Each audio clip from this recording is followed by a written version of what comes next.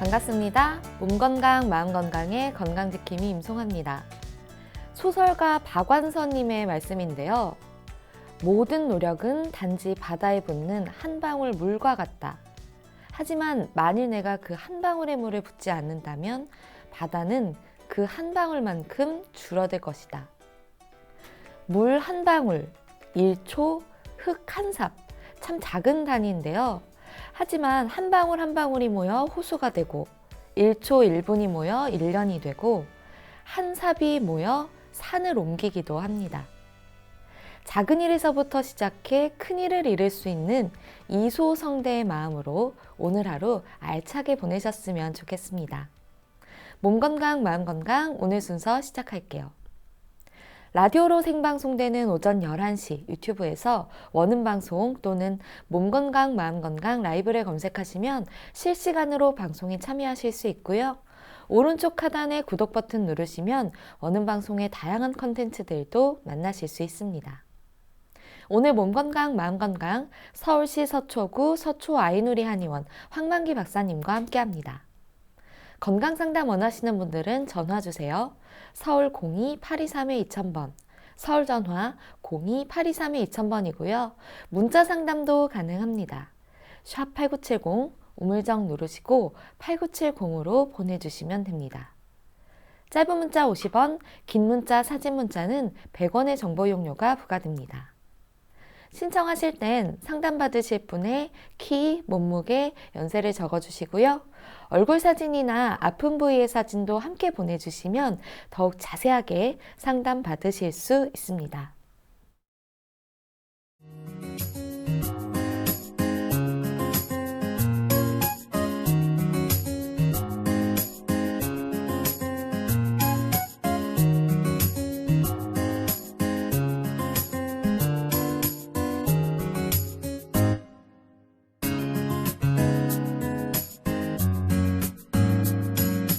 몸 건강, 마음 건강.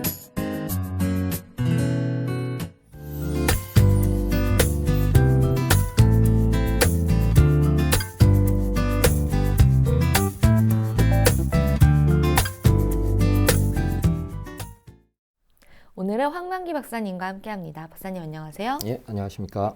네, 오늘 어떤 주제를 준비해 주셨나요? 예, 오늘 미니 강의 주제는 요새 굉장히 많이 부각되고 있는 문제죠. 사회 문제로까지 대두가 되고 있는데요. 여자 어린이들의 성조숙증, 여아 성조숙증에 대한 과학적 근거를 갖춘 한의학적 치료법으로 잡아봤습니다. 네, 진짜 이게 생각보다 굉장히 큰 문제라고 봐야 될지 모르겠지만 큰 변화더라고요. 예, 아주 사회적으로 이렇게 굉장히 이렇게 서구화가 되는 과정 속에서 나타나는 변화 중에 하나라고 할 수가 있는데요. 당사자인 어린 여자애기들이나 아니면 부모님들은 그 심리적인 충격이 사실은 굉장히 크시게 됩니다. 네. 자, 그 여자 어린이의 성조숙증 좀 전에 말씀드린 것처럼 점차 사회 문제로 대두되고 있다 이렇게 말씀을 드렸었는데요. 네. 아마 많이들 보시고 들으시고 많이 하셨을 거예요. 주변에서도 이렇게 관찰도 하시고 TV나 신문 각종 매체를 통해 가지고 성조숙증이 얼마나 위험한지에 대해서 얼마나 심각한지에 대해서도 경고 보도를 많이 보셨을 거고요. 실제로 저희 임상 현장에서도 여자 초등학생들, 여자 어린이들의 성조숙증 진단을 가지고 오는 경우도 사실은 굉장히 많이 늘고 있는 추세입니다. 아, 실제로도 많은가요? 실제로도 많습니다. 건강보험 심사평가원 자료 통계에 의하면 국내에서 성조숙증으로 진단받은 여자애들 같은 경우에 2014년도에 7만 2천 명이었었는데 2018년도에는 10만 3천 명. 그러니까 4년 만에 무려 한 43% 정도가 이렇게 증가를 하고 있고 이 증가 추세가 점점 가팔라지고 있다는 것 자체가 문제가 되고 있는 거죠.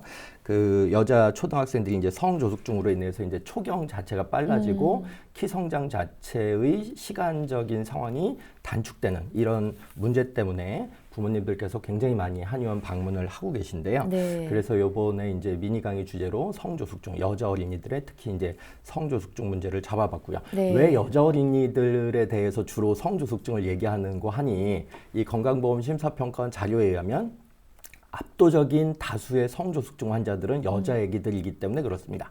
압도적인 다수가 어느 정도냐? 90에서 93% 정도가 됩니다. 근데 원래 여자아이들이 좀 남자아이들보다 빨리 크긴 하잖아요. 빨리 어릴 크는 때는. 상황인데 제가 조금 이따가 여자애들이 왜 성조숙증에 있어서 남자애들보다 조금 더 취약성을 가질 수밖에 없는 생리적인 요소가 있는지에 대해서는 조금 이따가 말씀을 네. 드릴 텐데 어쨌든 현상적으로는 여자애들의 성조숙증 상황 자체가 압도적으로 많기 때문에 제가 이제 주제도 성조숙증이라고 잡은 게 아니고 여자애들의 성조숙증, 여자 어린이들의 성조숙증으로 잡아봤는데요. 네. 우리 방송을 들으시는 분들의 좀 이해를 돕기 위해서 성조숙증? 뭐 이렇게 어르신들은 그런 현상 자체를 좀 낯설어 하시고 네. 생소해 하실 수도 있기 때문에 최근에 제가 이제 진료했던 여자애기 부모님과의 상담 관련된 얘기를 임상사례 하나를 좀 준비를 해봤습니다.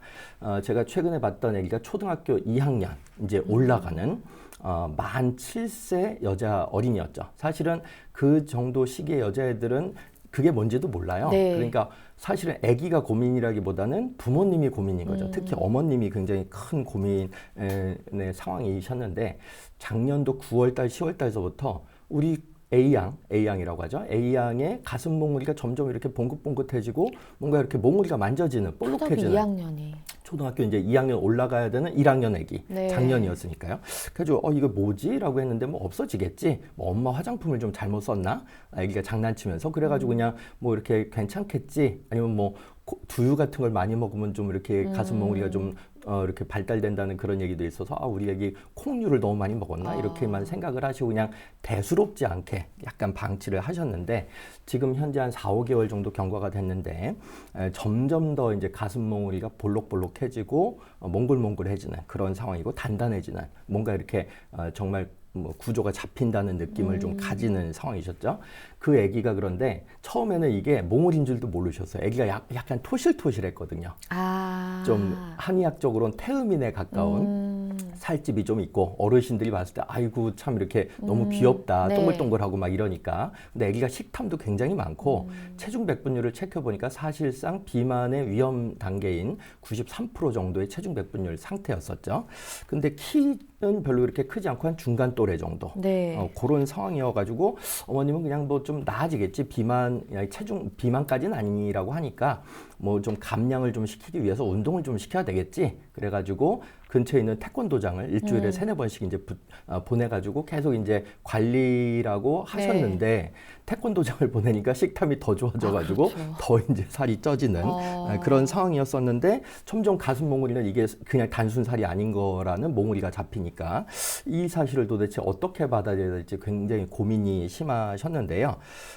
이렇게 막상 이제 이게 현실로 다가오니까 뭐 비만이나 성조숙증에 대해서는 이 어머님께서도 이게 위험성이나 심각성에 대해서 인지는 하고 계셨는데 우리 딸이 그럴 거라고는 상상을 못 하셨죠. 근데 현실로 받아들여야 되는 상황이 오니까 굉장히 당황스러운 그리고 굉장히 이 성조숙증 가진 아기들 어머님이 자책감에 시달리세요. 자책감에? 내가 너무 아기를 방치한 거 아닌가 이런 자책감에 시달리시는데 A양 어머님도 사실은 그런 상황이셨죠. 그리고 어머님이 특히 더 걱정하셨던 부분은 A양 아버님이 160대 후반 정도이셨어요. 그러니까 키가 이제 70이 안 되시는 남자 키셨고 어머님이 조금 작으셔서 어머님이 155가 안 되셨죠. 153, 154 정도. 그러니까 우리 딸이 지금은 뭐 괜찮지만 나중에 나 닮아가지고 이렇게 좀 작으면 사회생활하는데 좀 문제가 될 수 있지 않을까 이렇게 좀 걱정을 하시는 그런 상황 속에서 오셨는데요. 어쨌든 요런 어머님들의 케이스, 요런 아기들의 케이스가 점점 늘어나고 있는 그리고 굉장히 이제 나중에 제가 말씀드리겠지만 여러 가지 합병증의 단초로서도 작용할 수 있는 중요한 문제이기 때문에 건강과 관련된 단순히 키만 안 자라는 문제가 아니고 건강과 관련된 장기적 악영향을 줄 수 있는 문제이기 때문에 오늘 방송 잘 좀 청취를 해주셨으면 좋겠다 이런 말씀을 드리고 이제 방송을 시작하도록 하겠습니다. 이 성조숙증이 그럼 도대체 뭔지에 대해서 좀 알아보면 좋을 것 같은데요. 이게 어떤 건가요?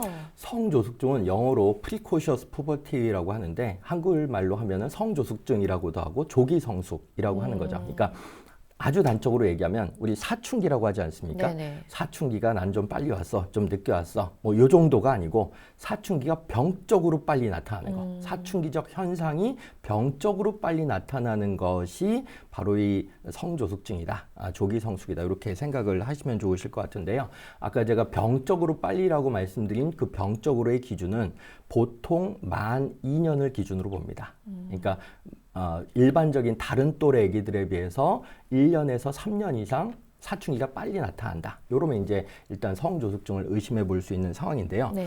사실은 사춘기와 관련되어서 먼저 말씀을 드리고 이제 성조숙증을 말씀을 드려야 되는데, 사춘기적 현상을 불러일으키는 뇌의 생리적 활동이 있습니다. 뭐냐면 뇌 안에 시상하부라고 하는 구조가 있고 뇌하수체라고 하는 구조가 있어요. 이게 우리 몸의 호르몬을 관장하는 아주 중요한 역할하는 구조물인데, 이게 사춘기가 되면은 이 시상하부하고 뇌하수체에서 이제 신호들이 하나씩 이제 발달을 하게 됩니다. 활성화가 된다고 표현을 하는데, 황체형 성호르몬이라고 하는 거하고 난포 자극 호르몬, 옛날에 고등학교 때 아마 생물학 시간에 많이 들으셨을 호르몬입니다. 네. 이런 것들이 이제 사춘기가 되면 활성화가 돼가지고 성선을 자극합니다. 그러니까 정자와 난자를 만드는 게 성선이거든요. 그러니까 네. 성과 관련된 호르몬 내분기 기관이다. 그래서 성선이라고 하는데, 이 황체형 성호르몬하고 난포 자극 호르몬이 이 성선을 자극을 함으로써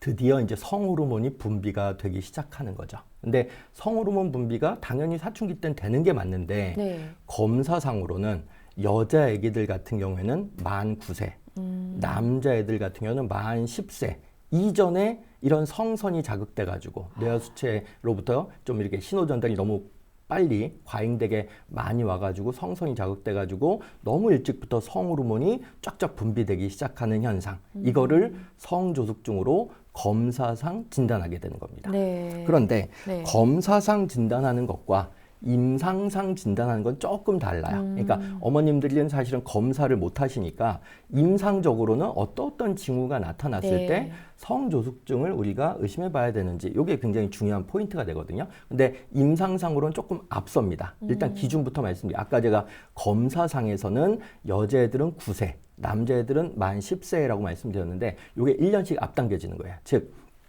임상적 기준에 입각해서는 여자애들은 만 8세, 남자애들은 만 9세 이전에 다음과 같이 제가 이제 말씀드리는 현상들이 하나씩 드러나기 시작하면 성조숙증을 의심해 봐야 되는 상황인 네. 거죠.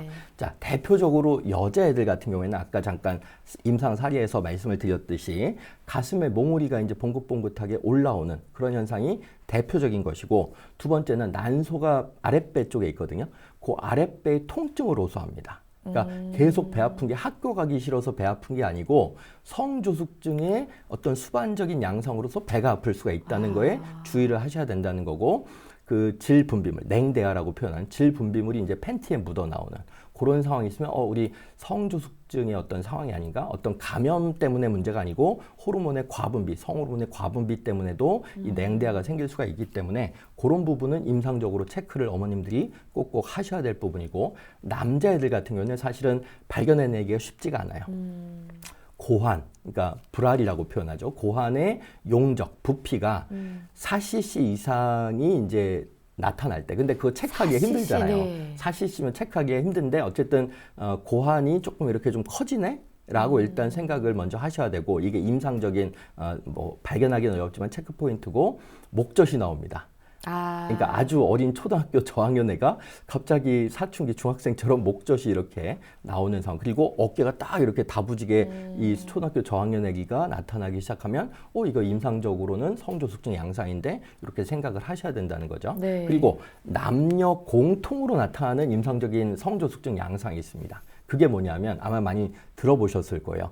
이마, 그러니까 이마 위쪽의 정수리 부분에서 네.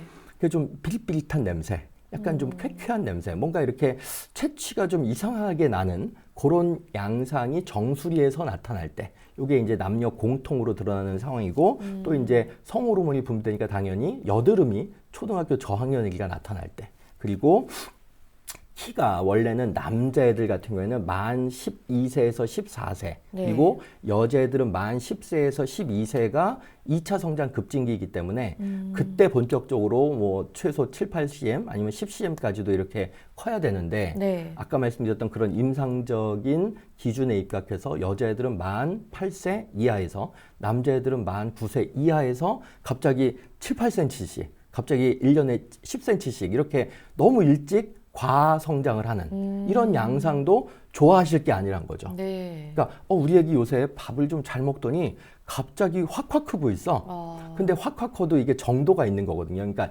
2차적인 성장 급진기에 클 만큼 크면은 그거는 성조숙증의 양상일 수 있다. 그러니까 뭐 비만의 양상이거나 너무 과성장이 되는 상황이거나 네. 정수리에 냄새가 나거나 이런 상황에 있으면은 네. 어머님들께서는 반드시 좀 이렇게 가까운 한의원 가셔가지고 체크를 해보시고 네. 가까운 기관에 가셔가지고 검사도 한번 받아보실 필요가 있다라고 말씀을 드릴 수가 있을 것 같고요.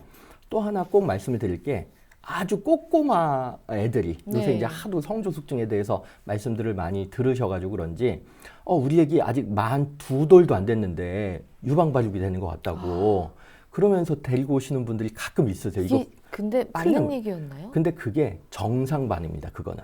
그러니까 아까 제가 만 7세, 만 8세, 그다음에 만 9세 뭐 이렇게 말씀을 드렸는데 그 정도 즈음이 아니고 만 2세 이하에서 유방 발육이 돌출되는 몽우리가 좀 잡히는 경우는 조기 유방 발육증이라고 해가지고 생리적인 반응이고 대부분 만 3세 이전에 없어져요.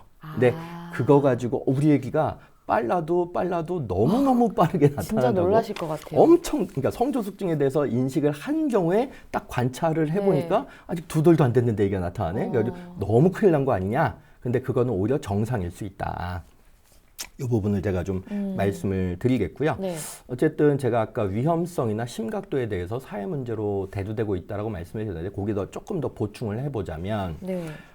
저성장, 저신장 그러니까 사춘기가 빨리 오니까 클 수 있는 시간 자체가 줄어드는 거겠죠. 그러니까 성조숙증에 대한 치료를 열심히 하면은 보통 지금까지 알려진 과학적 논문에 의해서 말씀을 드리면 보통 성조숙증 치료를 하면 3cm에서 5cm를 더 키우는 임상적인 효과를 내는 걸 목표로 치료를 하는 거예요. 막 네. 5cm 뭐 이렇게 이상을 키우는 경우는 별로 없다라고 알려져 있는데 어쨌든 저성장, 저신장도 문제가 되는데 사실은 저는 의료인 입장에서는 저성장도 문제인데 이건 네. 사회적 문제인 것이고 건강과 관련된 악영향을 사실은 더 주목하게 됩니다. 왜냐하면 네. 이 비만 경향이 좀 있는 애기들이 보통 그렇게 이제 성조숙증 경향을 보인다라고 아까 제가 잠깐 말씀드렸잖아요. 그러니까 흐름이 있습니다.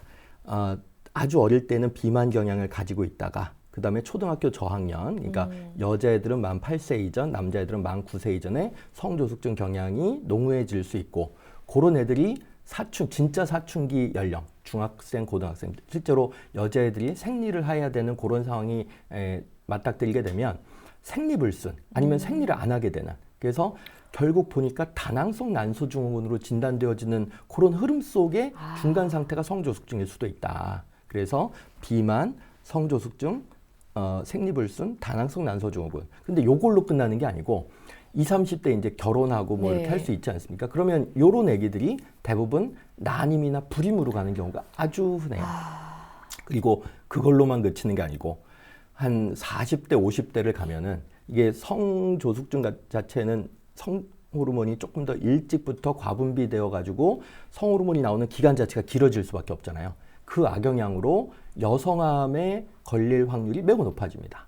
그러니까 유방암이나 난소암이나 자궁 내막암이나 이런 암으로 발전될 가능성이 높고 비만 경향이 있는 경우에는 당연히 성인병으로, 그러니까 당뇨병이나 뭐 이렇게 고혈압 같은 성인병으로 이행될 가능성을 배제할 수 없는 그런 건강과 관련된 악영향이 있기 때문에 반드시 성조숙증의 어떤 임상적인 양상이 나타나면 검사로서 확진을 받고 가까운 한의원 가셔가지고 치료를 좀 받으시는 게 건강을 위해서도 매우 중요하다. 이런 말씀을 저는 꼭 드리고 싶습니다.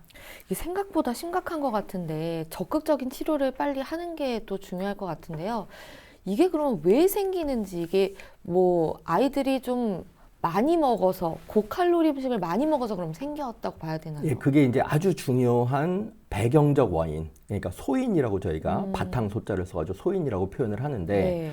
사실은 잘 모른다는 게 오히려 더 솔직한 얘기입니다. 성조숙증의 원인은 여러 가지 가설들, 여러 가지 추론들이 있긴 하지만 이디오패식이라고 저희가 표현해요. 네. 원인을 막 많이 찾았는데, 많이 연구를 해가지고 찾았는데 이디오가 잘 모른다, 무지를 의미하고 패식이 병리를 의미하는 거거든요. 그러니까 이디오패식은 뭐냐면 병리에 있어서 무지하다.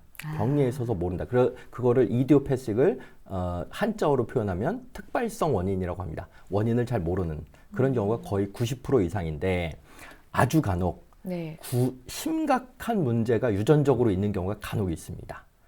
남자애들 같은 경우에는 유전적인 돌연변이 때문에 뇌에 종양이 생기거나 아니면은 뇌에 감염이 생기거나 아까 제가 뇌하수체 뭐 시상하부 이런 이제 네. 뇌의 기관에 대해서 말씀을 드렸는데 어쨌든 뇌에 종양이 생기거나 감염이 생기거나 아니면은 뇌의 방사선 노출을 너무 많이 받았을 때 그리고 물리적 충격을 포함해서 뇌가 너무 많이 충격을 받았을 때 이런 경우에 성조숙증을 일으킬 수 있는 원인적 요소로서 구조적 요소로서 알려지고 있는데 이런 경우는 굉장히 드물긴 합니다. 네. 그리고 여자들 같은 경우는 뇌가 아니고 난소에 암이 생기거나 난소에 낭종이 생기거나 그리고 매쿤 올브라이트 신드롬이라고 이건 굉장히 특별한 유전적 병증인데 그런 이제 아주 좀 특별한 어떤 상황이 성조숙증의 원인으로 알려져 있는 건 맞지만 이런 경우는 극히 네. 드뭅니다. 대부분은 특발성, 그러니까 잘 모른다는 거죠.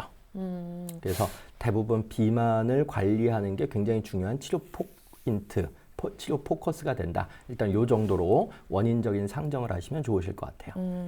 어쨌든 비만 관리라는 건 아이의 전반적인 건강을 위해서도 필요한 거니까요. 그런 것들을 다시 한번 유념하시면 좋을 것 같고요. 그럼 이 성조숙증의 적절한 치료는 어떻게 진행이 돼야 될까요? 예, 적절한 치료 방법이 있고 적절한 치료 시기가 있는데 치료 시기부터 말씀을 드릴게요. 적절한 네. 치료 시기는 어느 정도 이렇게 학자들 간에 합의된 시기가 있습니다. 그게 뭐냐면 초등학교 3학년. 네. 그러니까 여자애들은 늦어도 초등학교 2, 3학년을 넘지 않아야 되고 치료에 개입해야 되는 시기가 남자애들은 늦어도 초등학교 3, 4학년을 넘지 말아야 된다. 그게 이제 치료의 골든타임, 마지막 골든타임이라고 알려져 있고요.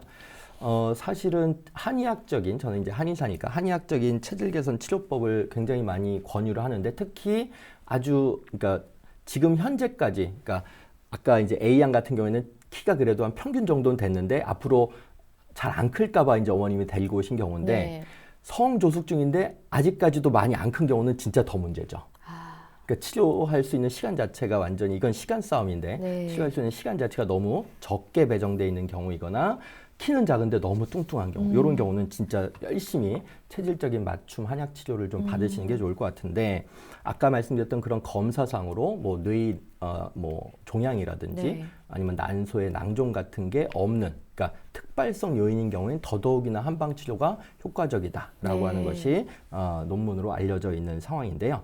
대표적인 한약 처방의 어떤 이렇게 명칭을 말씀드리기 전에 한약 처방은 그럼 어떤 거를 도모를 하느냐? 네. 대부분 대사 과정에서 쌓여 있는 노폐물을 대소변을 통해서 충분히 많이 배출하는 순환력을 좋아지게 하는 흐름을 좋아지게 하는 방향으로 몸을 가볍게 하는 치료를 아주 중시를 합니다. 네. 그래서 아까 제가 태음인의 어떤 양상들이 성조숙증에 많이 나타난다고 말씀드렸는데 태음인 처방을 많이 써요. 그래서 태음인의 그러니까 비만 관리 아니면 체중 관리를 위해서 제일 많이 쓰는 조위승청탕 아니면 태음 조위탕 이런 약이 대표적이고 대부분 제가 조금 이따 말씀드릴 환경 독소가 수액 정체의 형태로 많이 드러나기 때문에 그런 수액 정체 상태를 한의학에서는 담음이라고 표현하거든요. 네. 그래서 담음을 소변을 통해서 빼주는 그런 처방을 또 많이 쓰는데 대표적으로 이진탕이라고 하는 처방, 분심기음이라는 처방, 그리고 오령상 같은 처방을 한의학에서는 아주 많이 사용을 합니다. 아까 제가 잠깐 환경 독소 말씀을 드렸는데 이게 이제 수액 대사의 어떤 노폐물의 형태로 많이 정체되어 있다고 말씀드렸는데 요 얘기 꼭 좀 저는 드리고 싶어요. 뭐냐면 팝스라고 표현을 하는데 팝송 말고 네. 팝스, 그러니까 POPS라고 표현하는데 그건 뭐냐면 persistent, 그러니까 잔류성, 지속성, 오거닉, 유기, 그 다음에 폴루턴츠, 그래서 오염물질, 그러니까 잔류성 유기 오염물질이라고 하는데 옛날에 DDT나 다이옥신 파동 뭐 이런 거 들어보셨어요? 네. 그런 것들이 대부분 팝스에 해당이 되는데 이런 잔류성 유기 오염물질이 체내에 의외로 많이 농축이 되어 있고 이렇게 쌓여져 있는 경우가 아주 많이 있습니다. 그러니까 독성이 강해서 자연 상태에서 이게 분해가 안 되는 거예요. 아무리 미생물이 달라붙어서 분해를 하더라도 분해가 안 되고 동식물에 계속 이제 먹이사슬을 따라서 쌓이는 거죠. 네. 그래가지고 이제 최종 이제 섭취를 하게 된 동식물을 우리는 먹고 사는 존재이니까 인간이기 때문에 그러니까 우리 몸에 팝스 물질들이 계속 쌓이는 그런 상황들이 발생을 함으로써 이제 점점 더 이제 오염의 어떤 상황 때문에 대기 오염, 토양 오염, 뭐 수질 오염 때문에 우리 몸에 그런 노폐물들이 쌓임으로써 쌓이는 걸로 끝나는 게 아니고, 아니 쌓이면 어때? 이게 아니고 쌓이는 걸로 끝나는 게 아니고 이게 내분비계 교란 물질로서 작용을 합니다. 내분비계 교란 물질로서 작용을 하니까 성조숙증의 원인으로서 작동을 할 수 있겠죠. 그리고 이게 사실은 면역 체계도 파괴를 하고 네. 중추신경계도 파괴를 하는 그런 양상들이 지금 과학적인 연구를 통해서 많이 밝혀져 있는데요. 어쨌든 저는 이런 이렇게 잔류성 유기 오염 물질을 충분히 많이 배출하는 게 한의학적으로도 굉장히 의미가 있다라고 말씀을 드리고 싶고, 또 꼭 강조를 드리고 싶은 부분은 제가 이제 재작년이 됐네요. 벌써 2018년도 2월 달에 한국 산학기술학회지에 제가 이제 조그만 논문을 하나 발표를 했습니다. 이거 그러니까 학진 등재지 꽤 네. 괜찮은 저널에 등재가 됐는데, 성조숙중 여아와 정상발달 여아의 심리사회적 행동특성 비교라는 제가 논문을 발표를 했어요. 거기 보면 정상 발달을 하고 있는 여자애들하고 성조숙증을 가진 여자애들이 도대체 뭐가 그렇게 행동적인 차이가 드러나느냐. 네. 그러니까 사실은 성조숙증과 관련된 원인과 관련된 탐구를 한 논문인데 우리의 일반적인 상식과 굉장히 부합되는 결과가 나왔습니다. 312명을 조사를 했는데 평상시에 스마트폰을 너무 많이 하는 거죠. 스마트폰 과다 사용, 그리고 TV 시청이 굉장히 중요한 요인으로 잡혔습니다. TV 시청. 그리고 또 하나는 외식을 할 때 육식을 주로 많이 하는 그런 형태가 아주 성조숙증을 아주 크게 유발한다라고 저희가 밝혀냈는데, 네. 사실은 요거 이외에도 저는 정신적인 스트레스, 심리적인 스트레스가 상당히 높은 수준으로 성조숙증을 야기하는 원인으로서 작동을 함을 또 이제 요 논문에서 밝혔는데, 그 이유가 여러 가지 이제 분석이 있을 수가 있는데요. 이건 좀 조심스러운, 좀 그리고 안타까운 부분이긴 한데 일반적으로 알려진 사실이긴 합니다. 뭐냐면 안타깝지만 한부모 가정이거나 아니면은 좀 고아원에서 양육되는, 그러니까 부모님과의 어떤 친밀한 어떤 네, 일차적 교감이 정서적인 교감이라든지 뭐 이런 것들이 충분히 있지 않은 경우에 아기들은 엄청난 불안과 관련된 스트레스를 받거든요. 그래서 그런 아기들이 사실은 사회적으로도 마음으로도 많이 큰다, 일찍 큰다, 뭐 이런 애기들이 있지 않습니까? 네. 여러 가지 여건상 좀 어려운 친구들이. 그런데 안타깝게도 신체적으로도 먼저 크는 거죠. 그래서 사춘기적 현상이 조금 더 일찍 나타나는. 근데 이거는 좀 이렇게 진화적인 관점에서도 해석을 하는 걸로 알려져 있습니다. 뭐냐면 이게 신경인류학적 관점인데, 네. 진화적인 신경인류학적 관점인데, 옛날에는 뭐 지금도 마찬가지입니다. 지금도 아주 흔하게 잘 관찰할 수 있는 현상인데, 옛날에는 수렵 채취 시대에는 네. 언제 죽을지 모르잖아요. 언제 맹수 만나서 죽을지 모르니까. 그러니까 엄청난 극단적인 스트레스 상황에서는 개체가 네. 스스로를 보존하려는 욕구, 생존과 번식의 욕구 때문에 지속적인 스트레스를 받거나 가혹한 스트레스를 받는 경우에 있어서는 빨리 후손을 남기고 죽어야 된다라고 하는 무의식적인 역동이 작동을 하는 거죠.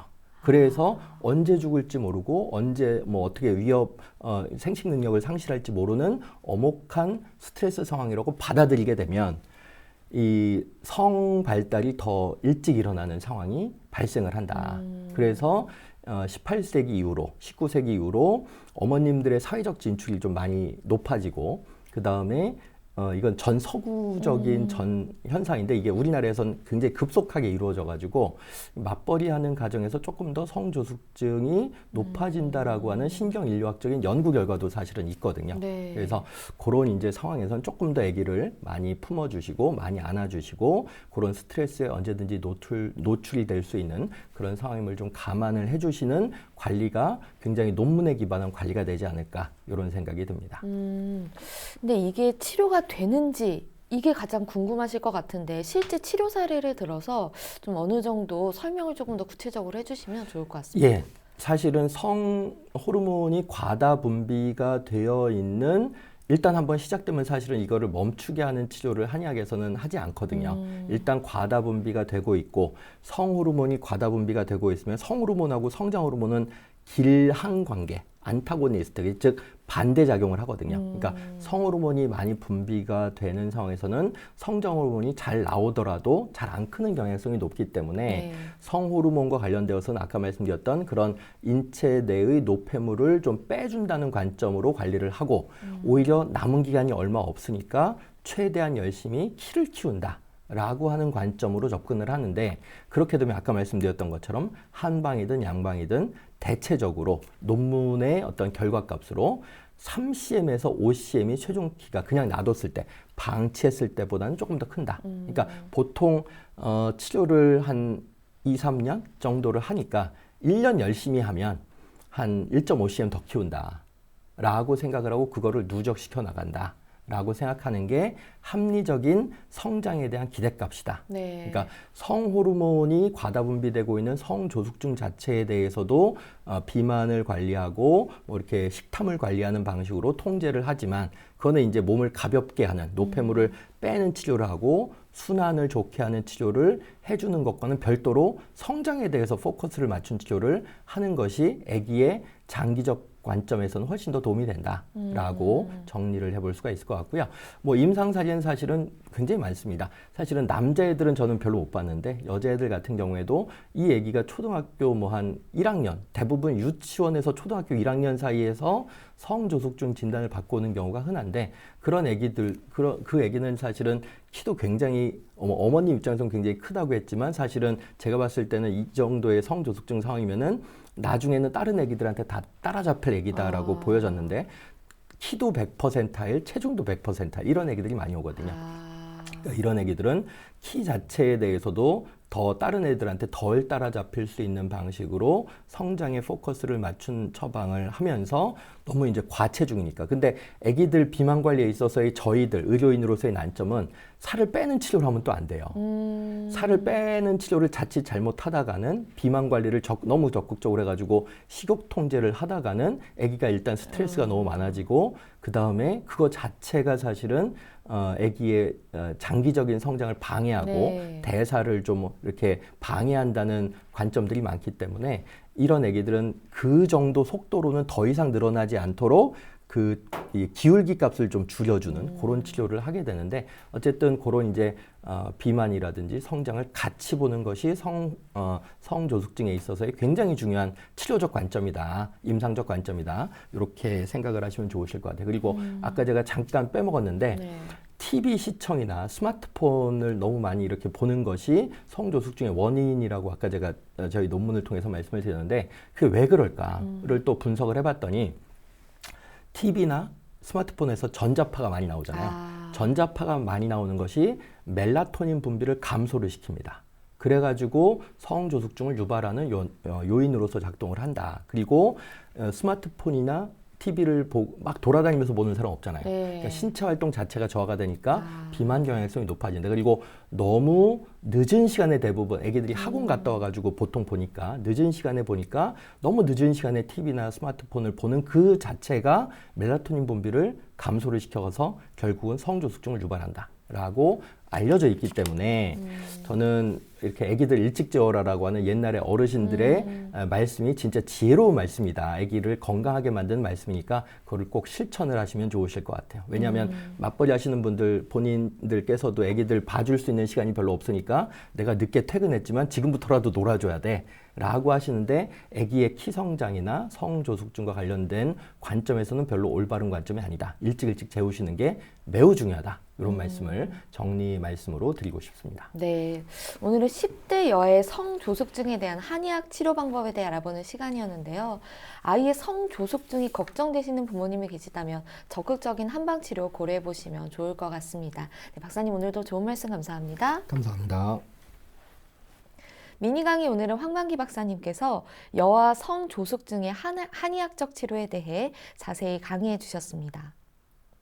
미니 강의 함께 하시면서 궁금한 점 있거나 오늘 강의 주제와 연관없더라도 평소에 건강 상담 받고 싶었던 분들 전화 주세요.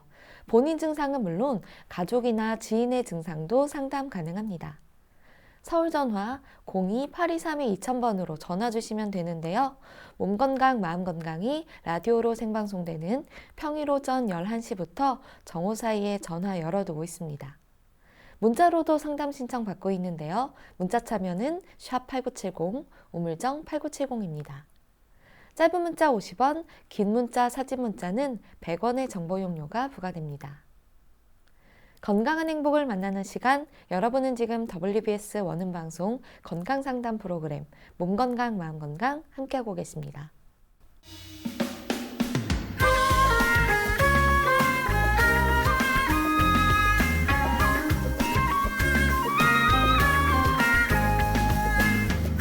날이면 날마다 찾아오는 시간이 아닙니다. 약이 되고 복이 되는 꿀같은 건강정보 튼튼보감 시간입니다. 오늘 주인공은 가지입니다. 가지는 건강에 어떤 도움을 주는지 박사님께 여쭤볼게요. 박사님, 가지가 우리 몸에 어떤 도움을 주나요? 예, 가지 제가 굉장히 좋아하는 식품인데요. 네. 독특한 이 식감 때문에 사실은 안 좋아하시는 분들도 네. 조금 있으십니다. 그런데 알고 보면 영양 성분이 굉장히 빼곡하게 알차게 들어가 있는 그런 건강식품에 해당이 되니까 많이 드시면 좋으실 것 같은데요. 특히 가지에는 어떤 영양 성분이 많으냐? 가지의 그 짙은 그 겉에 있는 껍질에 그 보랏빛 짙은 껍질 있지 않습니까? 그 껍질에는 안토시아닌이라고 하는 아주 중요한 물질이 들어가 있어요. 그래서 그 가지 껍질을 잘 많이 드시게 되면, 보랏빛 짙은 껍질을 많이 드시게 되면 항염증 작용에 도움이 되고 항암 작용도 밝혀져 있습니다. 그리고 항노화, 그러니까 항산화 기능도 많이 밝혀져 있기 때문에 그런 이제 어르신들께서 특히나 더 많이 잡수시면 좋으실 것 같고요.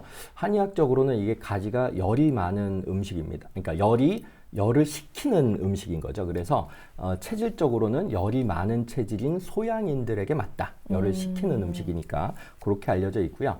그 다음에 혈열증을 치료한다라고 이제 한의서에는 기록이 되어 있습니다. 혈열증을 치료한다는 얘기는 가려움증을 치료한다는 얘기입니다. 그리고 지혈작용이 있어요. 그러니까 출혈이 좀 많이 되어 있는 상황에서 가지를 먹으면, 아니면 뭐 이렇게 여성분들 같은 경우에는 생리가 좀 많이 있으실 때, 좀 과다 출혈이 있으실 때 좀 가지로 좀 보충을 하시면 상당히 도움이 되고, 관절염이나 어떤 부종에도 상당히 도움이 됩니다. 그래서 관절 통증이 좀 많으신 분들도 가지를 좀 적극 추천을 할 수가 있을 것 같고요.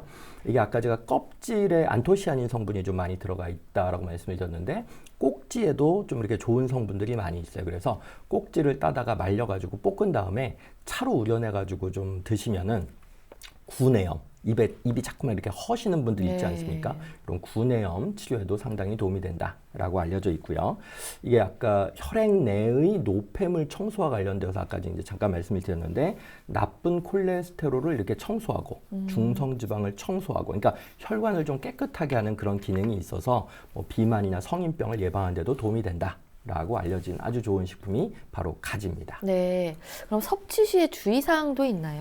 예, 섭취 시에는 좀 약간의 유독한 물질이 좀 들어가 있는 걸로 알려져 있기 때문에 이런 것들을 타개하기 위해서 생으로 드시지 마시라. 네. 그러니까 푹푹 이렇게 익혀서 드시거나 볶아서 드시거나 어쨌든 조리를 해가지고, 그러니까 화식을 하는 거죠. 화식을 해가지고, 생식 말고 화식을 해가지고 드셔도 영양물질이 전혀 파괴가 되지 않으니까 어쨌든 불로 다 잘 이렇게 데쳐가지고 드시면은 영양성분 파괴 없이도 맛깔나게 드실 수가 있다. 영양 섭취를 다 하실 수 있다. 생으로만 드시지 마시라. 이렇게 정리를 해볼 수가 있을 것 같습니다. 네, 적절한 조리가 굉장히 중요할 것 같네요. 박사님, 좋은 정보 감사합니다. 감사합니다.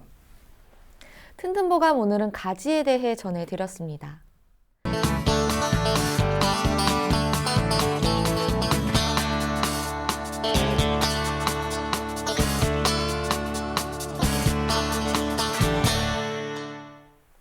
자, 그럼 오늘의 건강상담 시작해 볼 텐데요. 건강상담은 체질이나 상황에 따라 개인차가 있을 수 있다는 점 미리 말씀드립니다.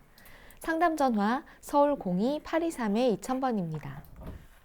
몸건강, 마음건강은 TV와 라디오를 통해 방송됩니다.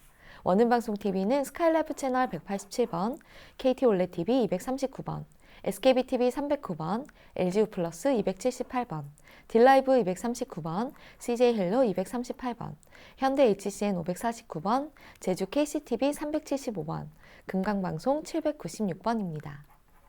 라디오는 서울 경기 FM 89.7, 부산 경남 104.9, 대구 경북 98.3, 광주 전남 107.9, 전북 충남 지역은 97.9MHz로 청취하실 수 있고요.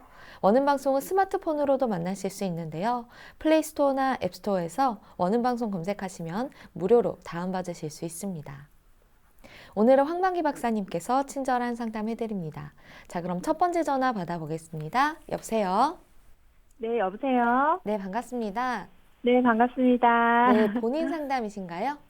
아니요, 저희 신랑 상담하려고요. 아, 네. 그럼 키, 몸무게, 그리고 나이가 어떻게 되시나요? 저희 신랑이 37살이고요. 네. 한 174에 한 90kg 정도 됩니다. 아, 네. 지금 제 옆에 황만기 박사님 계십니다. 편하게 상담 받아보세요. 아, 예, 안녕하세요. 예, 안녕하세요. 반갑습니다. 네, 그 남편분 상담 반갑습니다. 예, 반갑습니다. 남편분 상담 때문에 연락을 주셨다고 말씀을 주셨는데요. 네. 어떤 문제가 남편분한테 좀 병증으로 있으실까요? 아, 저희 신랑이 한 3개월 전쯤에 그 예. 포도막염 진단을 받고 치료를 했었거든요. 3개월 전에 네네. 그런데 예. 최근에 또 재발을 해서 예. 그 스테로이드계 약을 먹고 지금 거의 치료가 다 완료된 상태인데 또 재발을 할까봐 그러시죠. 재발을 하면은 또 부수적인 게 안 좋아질 수 있다 그러더라고요. 그러니까 어떻게 관리를 해야 될지 몰라가지고 전화드렸습니다. 예, 전화 잘 주셨고요. 양쪽으로 왔나요? 아니면 어느 한쪽으로 왔나요? 한쪽으로 왔어요. 오른쪽으로 온 건가요? 왼쪽으로 온 건가요? 왼쪽이요. 왼쪽으로. 예. 많이 힘드셨을 것 같아요, 신랑분께서. 네네. 이렇게 눈의 문제면 아주 조그만 문제라도 이게 본인 개인으로서는 아주 그냥 넘어갈 문제가 아니고 굉장히 심각하게 느껴지시게 됩니다. 실제의 어떤 네. 심각도에 비해서. 네. 뭐 약주하시거나 그러진 않으신가요? 아, 예전에는 했었는데 그 네. 눈 치료하는 중에는 절대 금주라고 하셔가지고 지금은 안 하고 있어요. 앞으로도 가급적 절대금주 아니면은 최대한 아, 절주하시는 게 눈 치료, 네네. 눈 관리에 있어서 아주 중요한 첫 번째라고 꼭 말씀을 전해 주셔야 되고요. 아, 네, 네. 담배는 안 태시겠죠? 예, 예전에 피웠었는데 지금은 안 하거든요. 예, 담배나 술 하시면은 금방 그러니까 몸 상태가 제일 민감하게 나타나는 게 눈이거든요. 그러니까 다른 데는 그냥 지나칠 수 있는데 한 번 이게 염증 반응이 눈 쪽에 네네. 나타나면은 굉장히 재발이 잘 돼요. 그러니까 아. 눈 관리를 한다라고 생각하시면 안 되고 몸의 네. 전체적인 컨디션 관리를 한다라고 생각해야지 눈 건강에 결과적으로는 좋은 거다라고 하는 입장에서 관리를 하셔야 되는 거고요. 네. 두 번째, 이 한의학적으로는 포도막염을 비롯해가지고 이 눈과 관련된 염증성 반응을 간화상염이라고 표현합니다. 네. 그러니까 오장육부의 관점으로 눈을 해석을 하는 게 한의학적인 관점인데요. 오장 중에서도 간의 기능에 문제가 있었을 때 눈의 염증 반응이 흔히 드러나고 재발이 잘 된다라고 표현을 할 수가 있기 때문에요. 그래서 조금 더 전체적인 몸의 컨디션 관리를 제가 아까 서두에 강조를 드렸지만 그 중에서도 어떤 기관의 관리가 내과적으로 굉장히 중요하냐? 바로 간의 문제입니다. 그래서 제가 아까 술도 좀 절대 금주에 가깝게 생활하시라고 말씀을 드린 부분도 바로 요걸 염두에 두고 말씀을 드린 것인데요. 간의 기운이 너무 상승해가지고 간화증이라고 표현하거든요. 이 간화증을 야기시키는 거는 술도 있지만 대단한 이렇게 오랫동안 지속된 스트레스이거나 가혹한 최근 들어서의 가혹한 어떤 뭐 업무 스트레스이건 아니면 뭐 정신적인 어떤 스트레스이건 그런 스트레스 상황을 한의학에서는 간화증이라고 표현해요. 근데 그게 위로 떠가지고 불이 났다. 이게 간화상염이라고 하는 표현인 겁니다. 그게 보통 눈에 이렇게 불이 난 현상을 뭐 포도막염이라고도 할 수도 있고 뭐 각종 이제 각막염일 수도 있고 결막염일 수도 있는데 해부학적인 뭐 이렇게 부위, 홍채염일 수도 있고 부위는 중요하지 않습니다. 어쨌든 눈의 염증 반응이 드러나면 아까 말씀드렸던 것처럼 눈이 굉장히 예민하기 때문에 재발이 잘 되는데 관리의 포커스는 간이 돼야 되고 간의 염증 반응, 간의 열 반응을 시키는 쪽으로 이렇게 좀 관리를 해주셔야 된다라고 하는 게 일단은 일반적 관점이고요. 그러기 위해서는 구체적으로 어떻게 관리를 해야 되는가? 제가 이렇게 한방차 같은 거를 저는 좀 추천을 드리고 싶은데요. 네네. 구기자가 한의학에서 간의 화기운을 좀 이렇게 완화시키는데 오랫동안 먹어도 전혀 문제가 없는 그런 아주 좋은 한약재입니다. 구기자. 네. 이게 한번 포도막염 오면 눈도 막 침침해지고 갑자기 이제 30대 중후반 들어가셨으니까 시력도 많이 떨어진다는 느낌을 괜히 받으실 거예요. 그러니까 네네. 시력 증진을 위해서 그리고 안정 피로, 눈의 피로감도 많이 느끼시게 될 거거든요. 그러니까 그런 것들에 대해서 겸사겸사 다 관리를 하기 위해서 특히 간화증을 조절하기 위해서 구기자차를 좀 열심히 드시게끔 하시면 어떨까 생각이 되고요.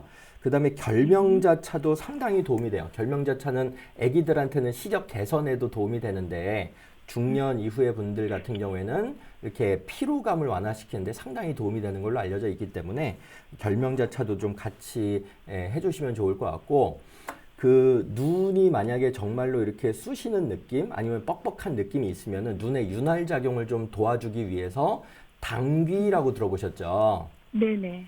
당귀하고 천궁이 또 눈에 영양물질을 공급하고 눈을 윤택하게 하고 촉촉하게 하는데 상당히 도움이 되거든요.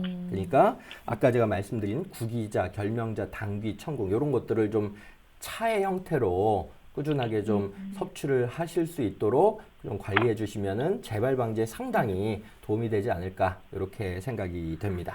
이걸 다 넣어서 이렇게 약간 약처럼 달여 드셔도 그렇죠. 좋을까요? 이게 다 뭐 백화점이나 이런 데 가시면은 뭐 마트 같은 데 가셔도 다 이제 정제된 상품의 형태로 식품 한약의 형태로 이렇게 나와 있는 것들이 있기 때문에요. 식약 공용 한약재에 해당이 되기도 합니다. 그러니까 이런 것들은 구입하실 수 있고, 만약에 조금 더 전문적인 처방이 필요하겠다. 요거 가지고는 조금 좋기는 한데 좀 약한 것 같아. 뜨뜻미지근한 것 같아. 그러면은 가까운 한의원 가셔가지고 요런 저한테 지금 말씀 주신 요런 상황들 쭉 얘기를 해주시면 뭐 결명자나 구기자, 당귀, 천궁뿐이 아니고 사실은 더 근본적으로는 지금 한창 30대 후반이시기 때문에 지금 직장 다니시는 상황이시면 엄청난 경무에 시달리실 연령이시지 않습니까?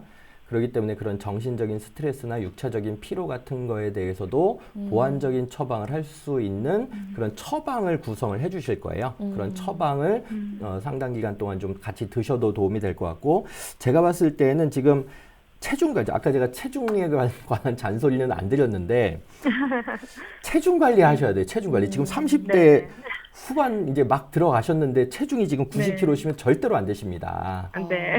그러니까 이거는 습담을 이렇게 또 빼는 치료를 아마 그 한의원 가시면은 이것도 관리해야 된다고 하면서 몸을 좀 가볍게 하는데 도움이 되는 치료를 반드시 해주실 거예요. 그러니까 눈만 바라보면 안 된다. 간을 같이 바라봐야 되고 전체적으로 노폐물이 안 쌓이는 방향으로 이렇게 몸을 조건화를 시켜야 된다. 이렇게 생각을 하시고 관리하시면 도움이 되지 않을까 이렇게 생각이 됩니다. 오늘 상담 감사합니다. 네, 감사합니다. 전화 주셔서 감사합니다.